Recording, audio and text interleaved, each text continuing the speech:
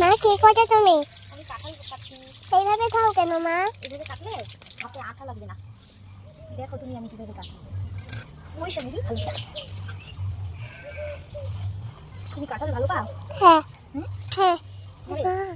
আজকে কাঁঠালের সবজি রান্না করবো, তো কীভাবে রান্না করছি তো সেটা দেখতে থাকো, তাহলে বুঝতে পারবে আমি কী করে কাঁঠালের সবজি রান্না করি। তো এতটা ভালো করে আমি রান্না করতে পারি না, তো আমি যেভাবে রান্না করি তো সেভাবে তোমাদের সঙ্গে শেয়ার করছি। আমি আমার মতন রান্না করছি, তো আমি আগে রান্না করতাম না মেয়েবেলা, তো শ্বশুর বাড়িতে এসে রান্না বাড়া শিখেছি সব, তো আমার মতন আমি রান্না করছি। তো দেখতে থাকো সম্পূর্ণটা ভিডিও, তাহলে বুঝতে পারবে। তো দেখো আমি কাঁঠালগুলোকে ভালো করে কেটে ধুয়ে নিয়েছি সুন্দর করে, তো সেটাকে এখন গরম জলে লবণ আর হলুদ দিয়ে নিয়েছি। তো এখন কাঁঠালগুলোকে ভালো করে সিদ্ধ করে নেবো অল্প।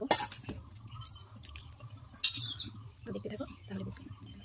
তো মরিচ আদা বেটে নেবো, সেটা দিচ্ছি।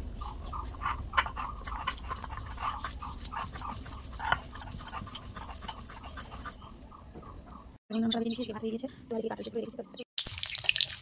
তো দেখো আমরা তেল তেজপাতা পাঁচফোড়ন দিয়ে নিয়েছি, তো আমি এটা নিরামিষ মধ্যে রান্না করবো।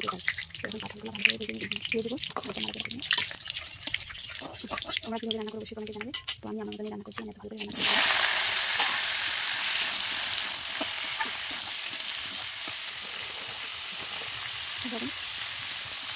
সেটা দিয়ে দিই।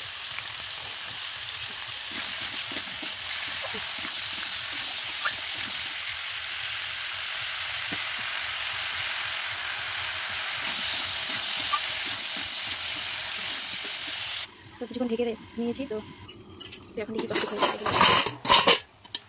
এখন ভালো উঠে গিয়েছে।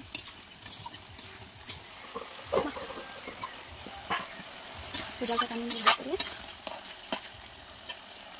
এখন মশলাটা দিয়ে রেখে দেবো। আমি হালকা একটু লঙ্কা দিলাম আর বাটা জিরা দিয়ে জিরা জিরে দিয়েছি। তো জিরাটা আমার ঘরে ছিল না, আর ধনিয়া দিয়ে নিয়েছি।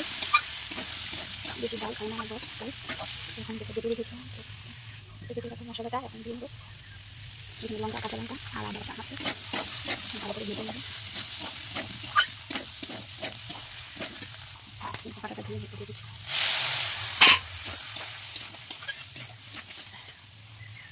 ভালো করে কেটে নিচ্ছি।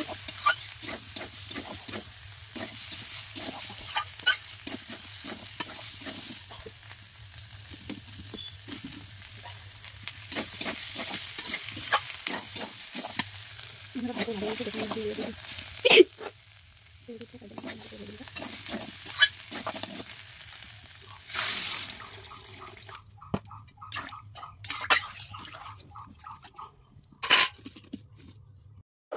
তো কিছু ডাল থেতলে দিয়ে দিয়েছি, নাহলে কাঁঠাল থেকে শক্ত শক্ত না, তরকারিটা একদম টেকটেল হয়ে যাবে, ভালো হবে না, পাতলা মানে হয়ে যাবে।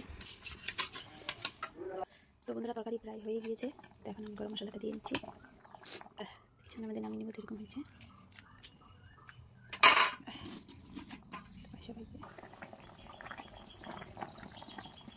এখন নামিয়ে নেবো তরকারি। তো এই পর্যন্তই, বাই সবাইকে। সবাই সুস্থ থাকবে, ভালো থাকবে। আর যারা যারা এতক্ষণ ধরে আমার ভিডিওটা দেখছো তাদেরকে অসংখ্য ধন্যবাদ।